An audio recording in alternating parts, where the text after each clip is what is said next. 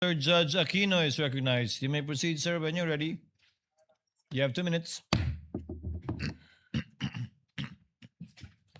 Maraming salamat, Mr. Presiding Officer.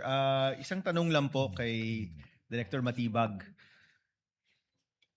Doon po sa AO11, nakalagay po doon yung mga miyembro ng task force, no?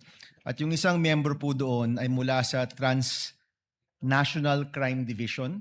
Opo. Nabanggit niyo po nung isang araw na nasa punto na po kayo sa inyong investigasyon na chine-check po ninyo kung hindi lang ito isang tao pero kumbaga grupo na po ito or may plot, may ploy, may nagkukuntsaba para dito po sa posibleng pagpatay kay President Marcos. So nagtataka lang po ako sa AO11 kasama yung Transnational Crime Division. So my question is, sa inyo pong investigasyon, meron bang transnational nature itong posibleng pagpatay sa presidente? Meron bang foreign intervention or mga players na hindi po Pilipino sa inyo pong investigasyon?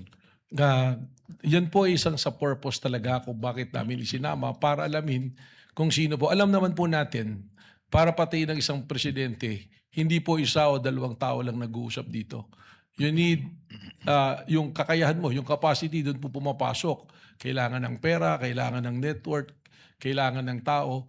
So tinitingnan po natin ito lahat. Ngayon yung binabanggit po ninyo, kasama po sa ating tinitingnan yan. Pero ang isa pong mayoryang rason yan, yung pong mga pagbabiyahe ng ating Pangulo, we have to also monitor it because the possibility of endangering the life of the President during his time that is outside of the country, nandoon din po yan dahil sa threat. So kaklaruhin ko lang ha. So yung pagkakaroon ng Transnational Crime Division dahil yan sa mga biyahe ng presidente, hindi dahil merong possible foreign intervention dito sa iniimbestigahan yung pagpaplano.